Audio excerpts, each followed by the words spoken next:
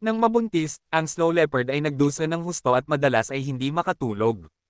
Maraming tao ang naantig ang puso sa ginawa ng kanyang asawa.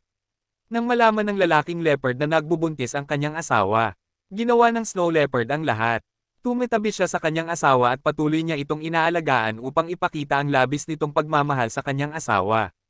Kapag umaga ang lalaking leopard ay ginagawa ang lahat para ma-entertain ang kanyang asawa at mapawi ang sakit na nararamdaman nito at hindi umaalis sa kanyang tabi.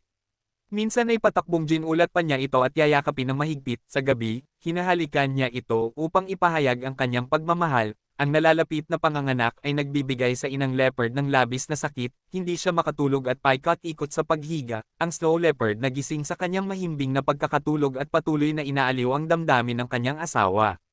Pagkatapos ay pinahiga niya ang kanyang ulo sa kanyang buntot para matulog. Kapag ang kanyang asawa sa wakas ay nakatulog ng mapayapa, mahigpit niya itong binabantayan siya mula sa kanyang tabi. Karaniwan siyang natutulog na nakasandal sa dingding upang maiwasang mabangga siya.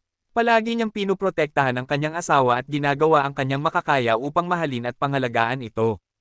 Kung gusto mo pa ng mga ganitong story, follow, like and share.